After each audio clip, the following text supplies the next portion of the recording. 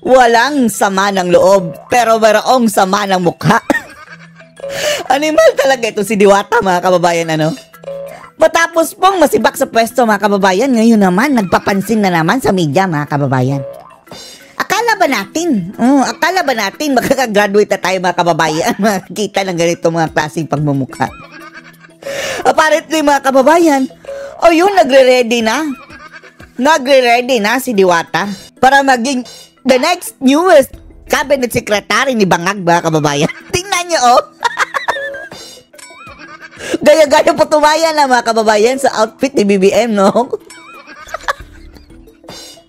Ayun, naghahanda na siguro, mga kababayan, sa kanyang bagong posisyon. By the way, hindi ito pwede daw sa NBI, ha? Dahil hindi abogado, Gago lang, mga kababayan, hindi abogado. Ex na po agad, mga kababayan, ang NBI. Ano kaya ito, PSG? Baka. Pero, subalit tatapat, mga kababayan. Mayroon pa raw daw isang plano si Diwata sa karera sa politika. Ay, Diyos mio. Ngayon, mga kababayan, tila nakikipagharutan kay Saba. Dahil ayon kay Amy, mayroon daw ambisyon, mga kababayan, itong si Torre, no, na tumakbo sa 2028, mga kababayan. Ay, naku po, Diyos ko, Lord. The nerve, mga kababayan, itong si Torre, mga kababayan, ito the best example ng isang hibang na tao, mga kababayan. Mayroon daw balak tumakbong vice president ba? Yun ang binupush, mga kababayan, ng mga dilawan ngayon, si Nahidarian. Parang nililigawan si Dilima na, absorb me sa inyong kainuduruhan dyan sa Liberal Party. Ay, Diyos ko, mga hibang. Nagsama-sama ang mga reject, mga kababayan. Ay, Diyos niyo. Nagsama-sama na silang lahat. Sige. Kunin mo lang bodyguard, Dilima. Gayon pa man. Wala daw siyang sama ng loob, mga kababayan. Pero sama ng mukha, baka meron. Talagang meron. 100% yun. Panoorin niyo po, ha. Eto pa pala, ha. Bago tayo mag-umpisa, mga kababayan, ha. Tingnan natin ito kaululan ni Torre, Uy, Diyos ko, Lord, Hi! Eto si Torre, mga kababayan, puro practice, mga kababayan. Hanggang nasibak na lang sa pwesto, mga kababayan, puro practice. At katulad ng kanyang shadow boxing, mga kababayan, eto lang siguro ang kanyang barilan na na-engage, mga kababayan, na wala rin kalaban. Panalo, mga kababayan. Patay ang hangin. Tapos, lumipad pa. Ang animal talaga. At ang kapal, mga kababayan.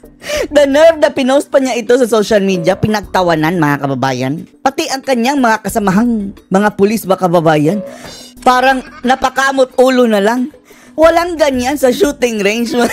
Patalon-talon kang Darna. Yung pagtalon pa niya, mga kababayan, parang landing-landi. Ito si Torre, no? Meron ba itong pagka-akla, mga kababayan? Ha? Kumembot-kembot, diba? Kembot-kembot, tapos ugali, mga kababayan, parang akla din. Tapos, Darna! Ay, nakong animal. Wala rin kalaban, wala rin yang katulad na shadow boxing, mga kababayan, yan ang kanyang expertise. Bakit hindi mo gamitin yan doon sa mga NPA? Don't tell me, mga kababayan, sasama ito doon sa grupo ng mga legal friends. Ay, nako. Kapag ito, makikipag-alyansa ito sa mga makakaliwa, mga kababayan. Alam mo natin, isa ng alyansi na Dilima, mga kababayan. Partly, closely related dyan sa mga makakaliwa. Kapag sasama ka doon, Torre, kaidor ka sa sinumpaan mo sa PNP. Tandaan mo. Kung kamusta ako, okay. Hindi kami nangungumusta. Ang lapit pa, mga kababayan, sa camera, Hindi kami interesado sa'yo. Andito, naghahanap buhay. Hanap buhay? Yan ba ang hanap buhay mo? Maghanap ka ng saging. Hanap buhay ba ito, mga kababayan niya? Online ba na to? Ito na siguro ang gusto niya, mga kababayan. Ito, gusto niya talagang nakatutok sa kanyang camera, mga kababayan. Hindi ka man nalamin, Torre? Look at your face in the mirror. Kung ikaw mismo, masakit sa iyong mata, tingnan ang iyong sariling mukha. Ano pa kami? Gustong-gusto talaga niya, mga kababayan. Ini-interview siya, binibidyuhan. Yan ang ugaling nito si Torre, mga kababayan. Grabe papansin. So nagulat ka of your relief or you disappointed? Nagulat talaga dahil walang warning mga kababayan. Wala man lang rumor na tatanggalin. Well, so many things were said in the past days by other people. Pakinggan nyo na lang muna sila.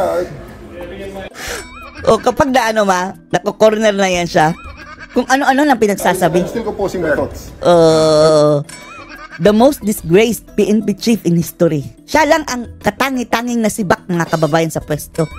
Yung iba pinag-resign mga kababayan. Pero halos lahat sila gumraduate with colors. Siya lang ang relieved. Still composing my thoughts and I'll be Composing my thoughts. Oh, hindi pa pala na-compose ang kanyang thoughts mga kababayan. Oh, gulo-gulo pa. Anong ginawa mo kay Dilima?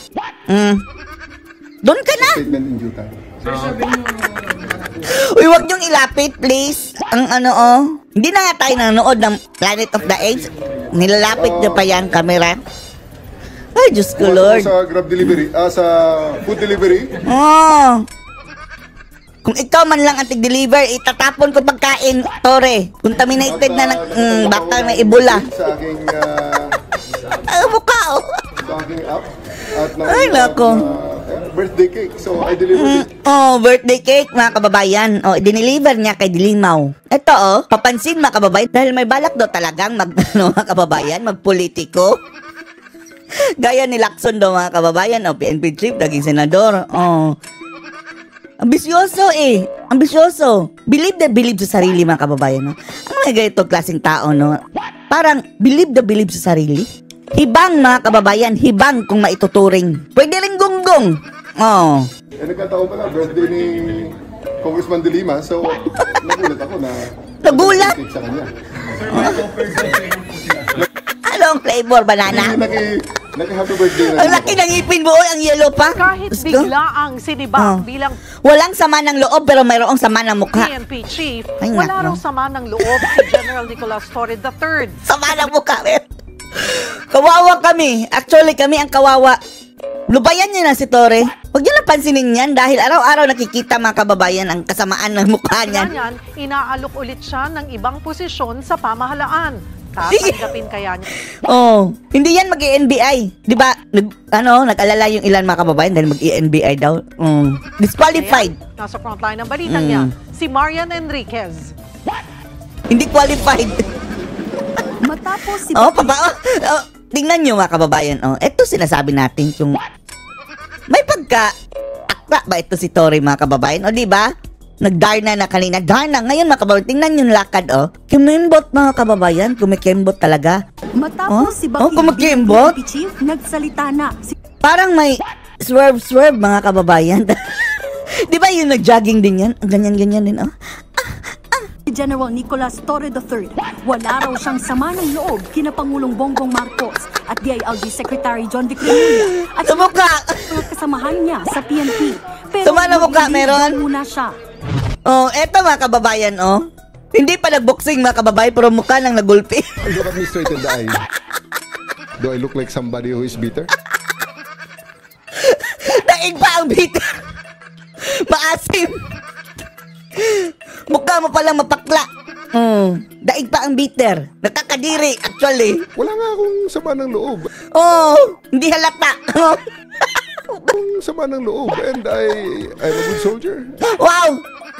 You're a bad soldier. Hindi ka soldier, police. Law enforcer mga kababayan na hindi sinusunod ang law. Anong good soldier dyan? Paano ka naging policeman? Paano mo ini-enforce ang law na in the first place nilabag mo? Oh, Diyos ko, Lord. Example mga kababayan na trililing. Kung mayroong trililing mga kababayan na turiring ito. Kung may order, I just follow it. Kumain ka ng ebak ni Dilima. This is the first time that this happened in my career. And, Feeling niya mga kababayan, sikat na siya dito, no? Pero a disgrace mga kababayan, kung ganyan. Anong mukha maiharap mo, Torre? Pero baliktad yan sa kanya mga kababayan, feeling niya fame niya na yan. Pero ang pamilya nito, may pamilya man ito, mga kapatid, mga kamag-anak, mga kababayan. Wala natin kung proud sa kanya. Proud sa kanya mga ginawa. Pati kayo nadadamay. came back bounce back and do something again. Sana nga, no, Be ito na ang credited last for it. na, ano, no, Reading myself. appearance nitong sama ng loob na ito, sama ng mukha. Maglalabas daw siya ng statement para idetalye ang pagkakasibak sa kanya. I'm still composing Wala na, oh, no need. Hindi kami my interested. thoughts and I'll be making a statement in due time. Wala kaming pake. Matapos sibakin si Torre, sabi ng Malacanang, inaalok daw siya ng bagong posisyon sa gobyerno. Di ba sabi ni John Vic Aso, oh, gawin na lang yung ano, PSG. Paano kung gawin ano mga kababayan? Sa security ni Vice President? Parang mayroong ano, taga-hostage si BP Sara, Diyos ko. Pero may karapatan si BP Inday na ano, mag-refuse mga kababayan. Hindi pa po natin maisisiwalat ang detalye patungkol po dito. Pero patungkol. confirm po na may inaalok pong posisyon. O kanina mga kababayan, by the way, oh, medyo nag-tone down itong si ano sa kanilang mga banat dahil humihingi ng budget sa Kongreso mga kababayan eh. Butata mga kababayan ang PCO doon kay ano, anak ni Marcoleta dahil napag-alaman ni Marcoleta mga kababayan na nagbabayad pala sila ng trolls para mag-react sa kanilang sariling ano, mga post, purihin tapos awayin ang mga kalaban. And then kinall out din ni Marcoleta mga kababayan na sa halip na puro atake, bakit hindi nyo na lang ipakita nyo ang accomplishments? Ayun mga kababayan, nag-tone down ngayong araw. Sagot lang dyan ni Torre, Masyado namang nauna ang karwahe dyan. Pag tatanggapin o hindi, eh, wala pang ang announcement kung meron man. Doon ka tagalinis ng banyo. Executive privilege, pwede. Pwede rin niyang ano, banakot mga kababayan sa mga daga. Noong August 15, nagsumite ng resignation bilang NBI Director si Jaime Santiago. Hindi daw qualified, sabi na dahil ito o judge mga kababayan, attorney. Huwag mag-alala na hindi yan malalagay sa NBI. Otherwise, isa na namang paglabag ng Marcos administration yan mga kababayan. Ipipilit nilang story Kaya dyan. may bakanting posisyon. Bukas ba dyan si Torre sakaling ialok ito sa kanya? I'm not qualified for it. Buti naman alam mo. Kapag ang twist dito mga kababayan, ang delikado dito, kung si John Vic ang papalitan pala niya, DILG. Pero malabong mangyari yan mga kababayan dahil ano eh, kung si John Vic ang pinalitan, eh di pinag-resign ito mga kababayan. Hindi sinibak, pinahiya pa eh. Binisita ni Torre ang opisina ni ML Party List Representative Leila De Lima. Torre, mayroon ka pang more or less 3 years. Less than 3 years para mag-enjoy sa iyong sarili dahil kapag si Sara na, hihimbas rehas ka na Torre. Paghandaan mo ang escape plan mo, i-enjoy mo na lang yung nakuha mong retirement tsaka mga bonus bago ka maghimas rehas sa 2028. Binati lang daw ng general ang kongresista. Yak! Ay nako, nagsama-sama ang mga Nagdala ng cake dahil gabi ng lagim mga kababayan. ngayon, kabilang si Ayan pa si Jokno at si Percival. Dagdagan mo pa ng Torre. Ay nako Lord. Masasabi mo na talaga, ito na ba ang katapusan ng mundo? Nagsama-sama na ang mga satanas mga kababayan. Itsura dagdagan pa ni Torre. pagtanggal kay Torre bilang O yan na mga kababayan ang posibleng ng line-up sa 2028 kasama si Torre. chief. Ang pumalit kay Torre ay ang PNP OIC ngayon na si Lieutenant General Jose. Wala natin no kung ano ang ano nito mga kababayan ng bagong PNP chief. Sana nga ha, sana mali yung espekulasyon ni Baste sa'yo na baka mayroon ka ring marching order na gipitin ang mga kritiko katulad nila.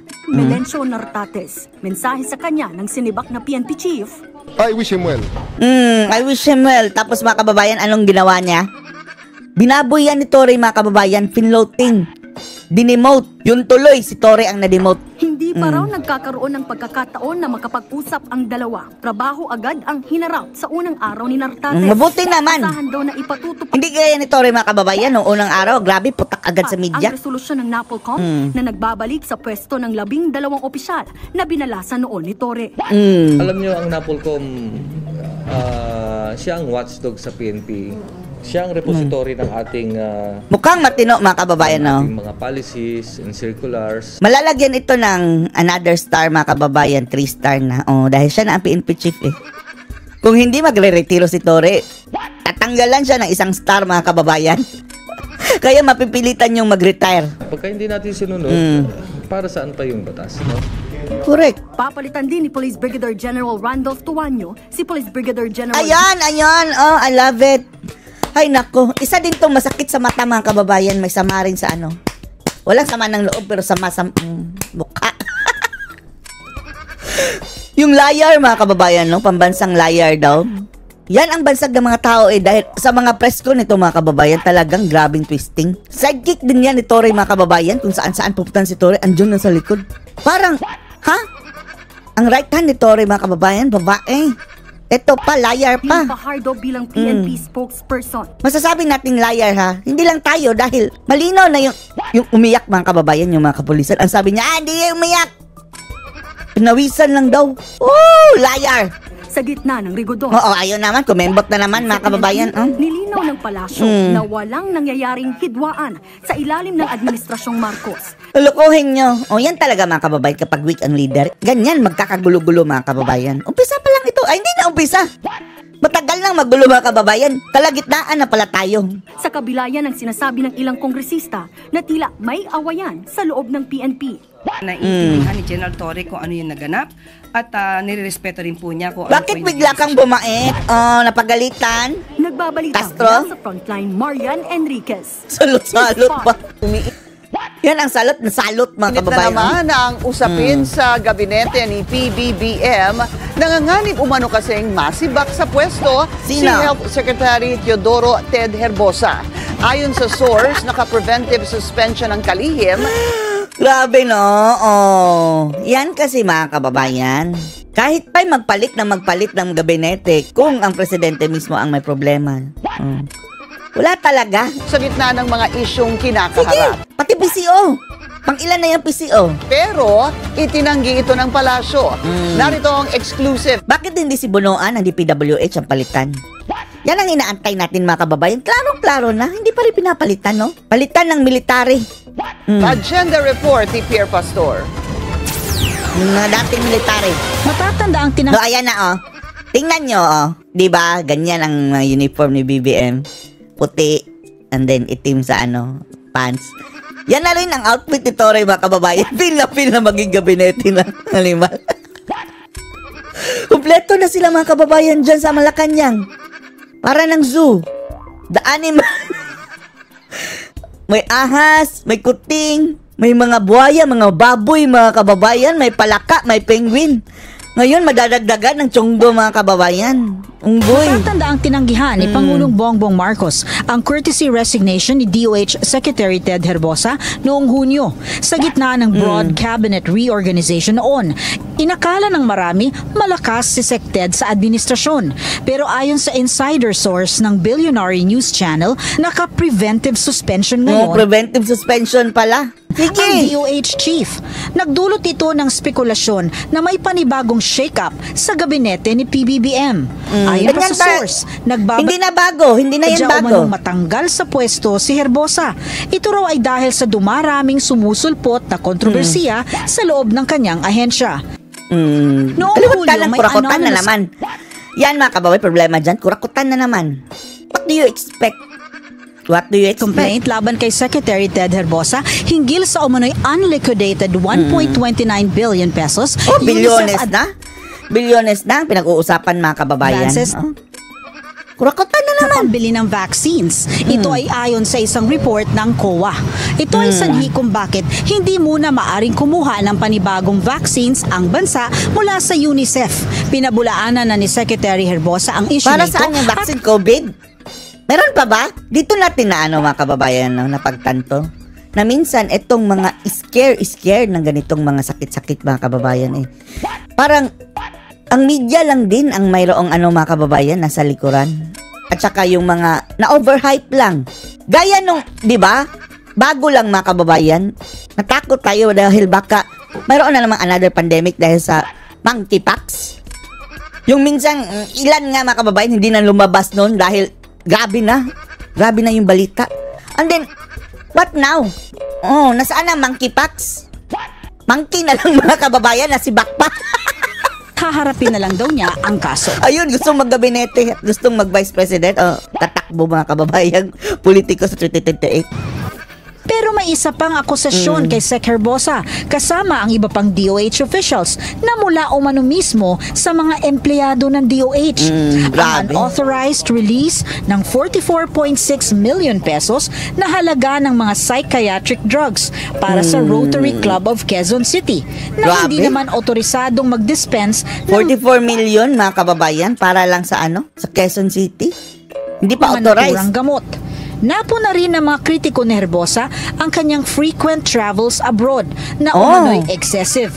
Ilan sa kanyang mga Grabe, no? Sa bagong Pilipinas, bawal ang waldas, pero frequent travel abroad. tauhan ay dumipensa para sa kanya at nagsabing official naman at kailangan naman daw ang mga travel na ito. Gastos lahat ng Pilipinas pala. Sa ngayon, wala pang formal na pahayag ang Department of Health hinggil sa issue ni Secretary Herbosa. Para sa agenda, peer Bakit hindi yan ang si Bakin, Ito, purot dulo mga kababayan. Tapos parang siya pa ang kakatawa, no? Parang siya pa ang corruption crusader ngayon. Papait natin ang kurakutan. Ay, nako. Tapos, hindi niya alam mga kababayan na kumikilos siya in circles.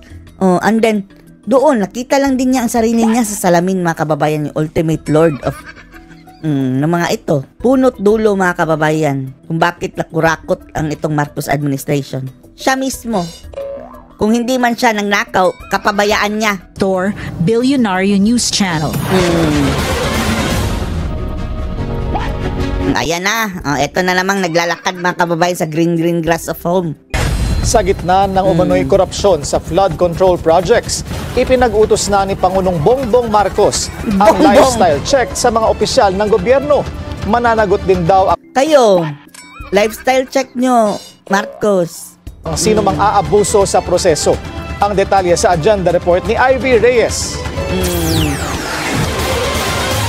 Apple of the eye ng Pangulo ang DPWH matapos pumutok ang issue ng maanomalyang flood control projects. Ipinag-utos ni Nakakatawa talaga ito mga kababayan. Present pa lang siya. Parang accomplishment niya mga kababayan na pinisenta sa taong bayan itong mga kurakutan sa ating bansa.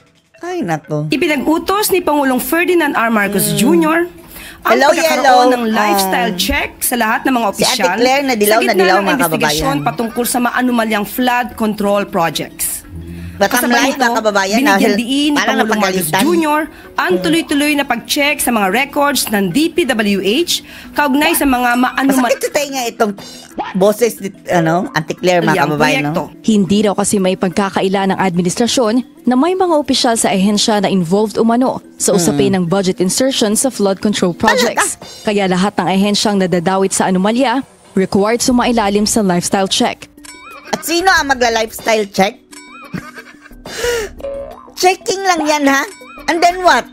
Malalaman nyo ba yung mga under the table? Paano kung dineposito mga kababayan sa ibang account? Deposito sa kanilang kamag-anak? Kanya-kanyang audit ang ahensya. O baka natanggap nila in cash? Pero siniguro ng palasyo na hindi Sabi ni Tambalustos, 5,000 pesos cash! Oh, grabe. Parang nagwili-rebilya maabuso ang proseso. Tambalos-los, Dahil kung mga mabalitaan daw nilang compromise din ang lifestyle check ng isang ahensya, pananagutin din daw ang mga ito.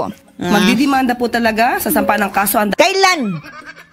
Magsample ka ng isa. Sige. Puro demanda daw mga kababayan pinagsasabi. Tapos, wala man lang. Mayroon ba kumikilos na prosecution na talaga mga kababayan? Wala. dapat masampa ng kaso. Walang sisinuhin, Walang malapit- sisinuhin. O pati siya. Pati si BBM mismo. Bibilib kami. Isalin niya ang kanyang sa sarili. puso, walang kaalyado, kung sino man ang involved dito, sasampa ng kaso. Sa opinyon ni Senator Ping Lacson na isang malaking sindikato ang DPWH, sindikato. ani Malacanang, hindi naman lahat ng nasa ehensya kurak. Anong hindi lahat? The fact mga kababayan na alam nila yan sa kalakaran niya sa kanilang hanay. Accessory of the crime na yan sila. Hindi pa alam mga kababayan na kurakutan ganyang kalala? Ha? Hindi mo ginagawa yan pero the fact na alam mo. Hinahayaan mo lang. Hindi ka nagsasalita. Sige. Bigyan ng chance yung mga inosente mga kababayan. Stop. Hindi na naman nila na-deny ha? Na mayroong kurakutan dyan. At kung i-deny nila mga kababayan, sinungaling din sila. At talagang pinaiimbestigahan ang anomalyang ito para maayos daw ang mga pagkakamali. Nakapagsumite na rin daw ng mga dokumento si Baguio City Mayor Benjamin Magalong kay President Bongbong Marcos. Tatakbo ba si Magalong na mga kababayan sa 2028? Sana nga lang itong si Magalong mga kababayan, hindi lang niya ginagawang stepping stone ito. Kung gagawin man niyang stepping stone mga kababayan, okay, pero sana tuloy-tuloy. Hindi lang para makakuha ng boto.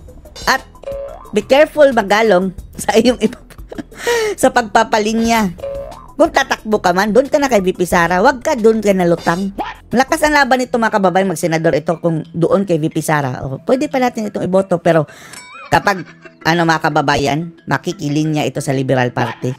Wala. Alam natin ang track record ng Liberal Party. Kagaya lang din yan ng mga Marcos, mga kababayan kadumi. Matatandaang hindi pa rin pinapangalanan ni Magalong ang 3 kongresista sa Luzon na sangkot umano sa korupsyon ng mga proyekto.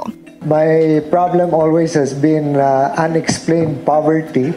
So that's a difficult thing to... DENR, lalong-lalo pa itong DENR. Isa pa to. Ang mining nito mga kababayan. Meron ding anomalya yan sa pag-i-issue ng mga to explain, permit. But the rest of us, bakit napunta sa kanya, DENR? Are willing to undergo this test. Maganda yon. Dapat talaga yon. Maganda dapat yun. Samantala, bagamat may kumpiyansa pa raw si PBBM kay DPWH Secretary May kumpiyansa pa rin? Gunggong ba mga kababayan? Ang mga ganitong klaseng tao? Harap-harapan ka ng... nakita mo lang ha. Nakita mo lang mismo na isang kabilya mga kababayan, isang hollow block wala. Malawakan. Nangyari yan mga kababayan dahil sa kapabayaan ng tagabantay niya. May kumpiyansa pa rin siya. Anong tawag doon? Well, Bonoan, hindi itinanggi ng palasyo na may natatanggap ng offer si former Secretary Rogelio Singson na bumalik sa ahensya. Sinagot din ng palasyo. Yung sekretary ni Pinoy. Ano ang track record noon mga kababayan? Ewan lang din natin. So, ang mga kritiko ng Pangulo. Isa na rito, si Davao City Acting Mayor Baste Duterte na sinabing PR stunt lang ang buong investigasyon na ito. Ayon kay Undersecretary Claire Castro, mabilis pa mga kababayan, mabilis pa sa alas 11 yung basta birada sa mga Duterte itong si Claire Castro mga kababayan. Netherlands at wala naman pala sa Pilipinas si Mayor. Wala naman pala siya sa Pilipinas. Natural, pinatapon yung tatay niya. Baste, kaya manood na lang daw ito. At manood ka na lang. Of this morning, nasa 9,020 na ang natatanggap na reports na sumbong sa Pangulo website at 11 ang flood control projects na nabisita na ng Pangulo. May mga bagong mga reporter na mga bagong sibol mga kababayan. Magagaling din mga kababayan. Yung napaka-modulated yung mag-report ng boses. Sa agenda, Ivy Reyes, Dilinar News Channel.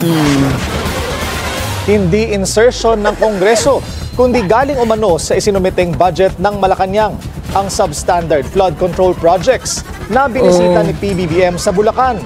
Isa pa yan. So kung hindi yan dumaan sa mga congressman mga kababayan, sino ang kumita? Ang Malacanang? Mga nakalap na dokumento ni Bicol Saro Party List Representative. Bumalik sa kanila mga kababayan yung mga birada nila. Proyekto pala ng national government. Terry Ridon, pinondohan ng mga proyekto sa ilalim ng 2022 at 2023 General Appropriations Act. May 100 million pesos na pondo ang 2022 project sa Bulusan, Kalumpit. Pero hindi agad absuelto ang mga dyan mga kababayan ha. Mga kongresista kung sino man ang naka-in charge dyan. Dahil kailangan pa rin imbestigahan mga kababayan. Baka tumanggap pa rin. Under their watch sa kanilang distrito Pero ang nag-budget mga kababayan, ang nag-propose, national government. At nakuha ng St. Timothy. Si BBM! Lifestyle check ito. Construction Corporation. Duterte administration ang nagsumite ng 2022 National Expenditure isisisi kay Duterte na naman. Program. Sino ba ang nagpa-implement? 2022 pa yung pinopose Ang gaganda ng mga flood control ni Tatay Digong mga kababayan. Nakita nyo? Grabe talaga, pulidong-pulido. Pwede pang daanan sa taas mga kababayan. Samantalang kay BBM ang isa pang proyekto na nagkakahalaga ng 80 million pesos ay kasama sa 2023 NEP at nakuha ng Wawaw Builders. Binalakas naman ito at ipinatupad ng Marcos administration. Yan mga kababayan, pinondohan nung panahon ni Tatay Digong ha. Pero wala na. Proposed lang mga kababayan. Na-release ang pera sa panahon ni BBM. Sila na ang gagawa. Hangin. Build ni BBM. Build better, more, nothing more. Sa Yan ang napapala sa paghalal natin kay Ngagba. Anong masasabi nyo dito? Post your comments below.